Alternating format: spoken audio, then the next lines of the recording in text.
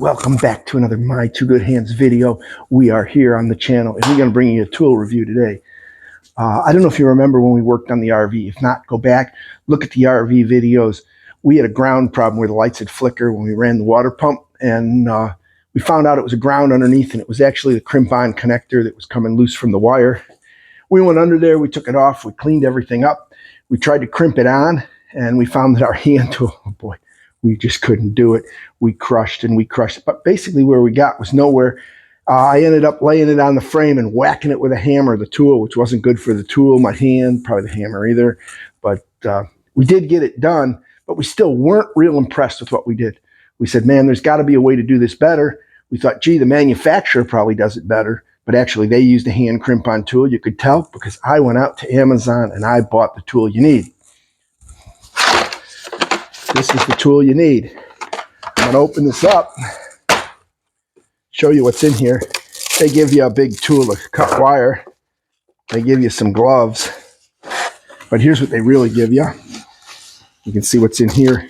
Spare O-ring kit, inspected by sticker. But here's what they give you.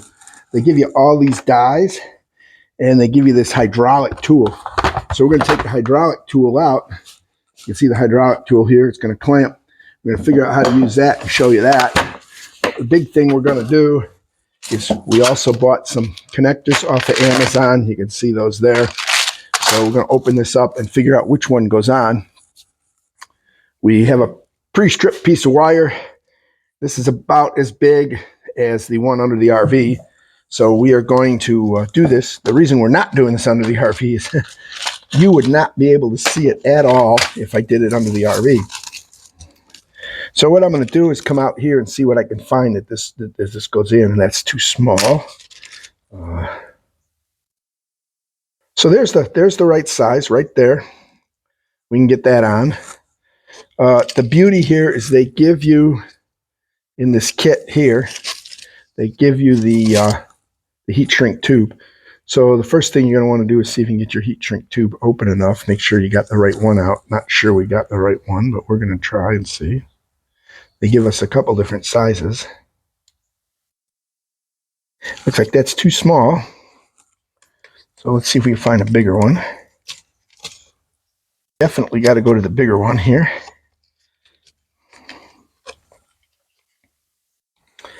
The one they gave us, the next size up, is pretty big, but should be able to get that on.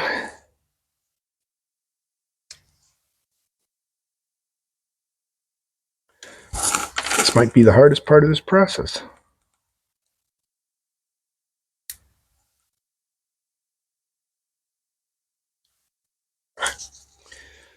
Well, the hardest part of this process appears to be get the heat shrink tubing they give you. Normally when you buy this stuff, it's not compacted so much and folded, but these are very folded to get them in this box. So there you go.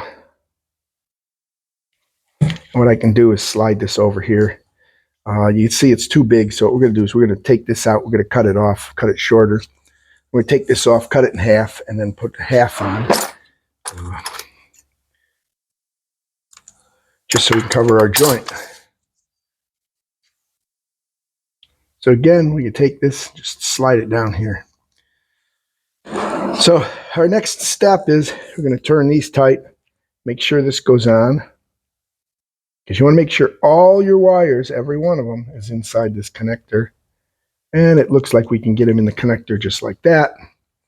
So let's see what die set we need for this connector. Because this comes with a series of dies. And on here we can look and see this is a number 8. So I'm believing we want a number 8 die. And it looks like that might be not the right one that's in there. So we're going to go to the kit, see what's in the kit.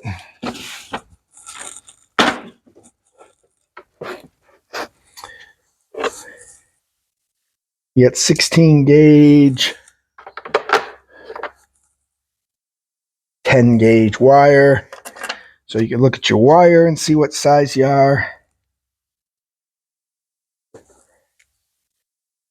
10 gauge looks pretty close.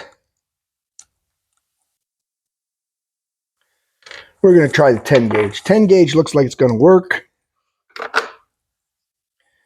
So the way these dies go in here, kind of put them in here like this. There's a hole and a pin. You can see that drops in. Pretty nice. Now this has an on and off. So when you turn this to on and you pump this handle, you're going to see how that's closed. Going to close that up.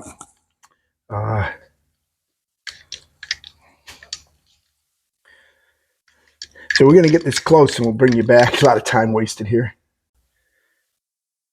So what you want to do, get your wire, get your piece on here. We do have the tool. The tool, you can turn this on the tool. So this turns so you can get at different angles. The thing that's weird is this says on and off. All right. Yeah, you would think if you turn this to on, you'd be able to pump this and it would close. No, you have to turn it to off. Not sure why. Maybe the sticker's goofed up. You can see that closing up now. So what we're going to do is put our piece in here, and we're just going to hold that in there, just like this. Okay, you're going to hold that in there. And we're going to bring this up just till it snugs it. You can kind of feel it moves. So right there, it's snug. Now we're going to put the wire in here. And when you do this, you want to make sure you twist this nice because you don't want to lose any of the wires. You don't need to strip them this far. Make sure you look at your connector to know how far to strip them. We'll put that in there just like that. And then we can start clamping this. And as we start clamping this, you'll feel the resistance on the tool. I can feel it now. I got to squeeze this pretty good. I've got 2 hands on it. So you can tighten this up and you'll feel it. It'll get good and solid. You know you got it done. Then you can open up this little valve. That'll open up and let it out. And you can give a little tug on here and you see that is on there. We are crimped extraordinarily tight. So that ain't going anywhere. The next thing we have to do, we want to insulate this. We're going to bring this up. We're going to get our heat gun and heat shrink that for you. So we'll be right back. We're back with a heat gun. Turn the heat gun on high. Come in here and heat shrink this piece of tubing around here.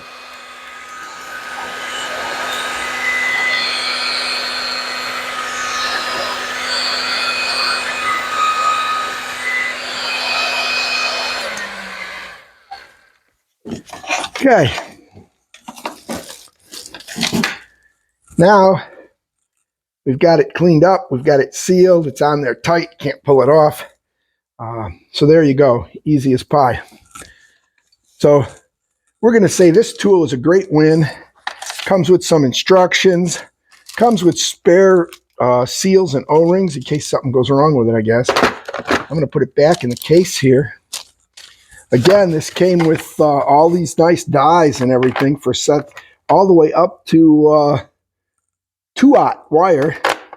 And I think the smallest one is actually the one I put in there. So the smallest one it goes to is 10 gauge. So nice tool. You could probably do 10 gauge with your hand tool, but maybe not. So we got this off of Amazon. Please use the links below to shop on Amazon and help support the channel.